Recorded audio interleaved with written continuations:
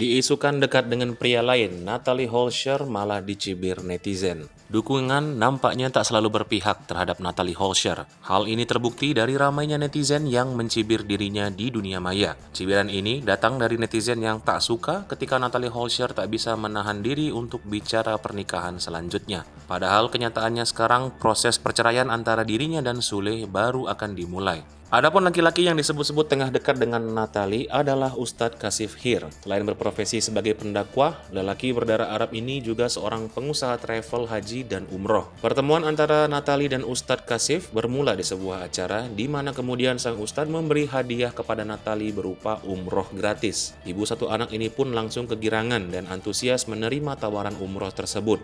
Netizen pun langsung ramai mengaitkan respon Natalie dengan pernyataan dirinya beberapa waktu lalu, di mana Natalie membeberkan kriteria calon suami idamannya dan menurut netizen semua mengarah ke diri Ustadz Kashif. Dalam sebuah tayangan yang diunggah dalam laman Instagram @lambegosip, ibu sambung Rizky Febian ini menjelaskan bagaimana sosok lelaki idamannya. Pertama, ia sangat menginginkan lelaki yang taat agama dan bisa menghargai wanita. Kemudian, ia juga menginginkan sosok yang sayang dengan keluarga, terutama anak dan adik-adiknya. Lebih lanjut, Natalie menjelaskan jika dirinya enggan terburu-buru untuk mengambil keputusan menikah lagi. Natalie ingin memastikan jika dirinya benar-benar sudah memahami calon pasangannya kelak dan sudah merasa cocok, baru ia akan menikah lagi. Setelah itu, video tersebut pun ramai dibanjiri komentar warganet. Ada yang menjodohkan Natalie dengan Ustadz tersebut karena mereka menganggap cocok dengan kriteria yang Natalie lontarkan.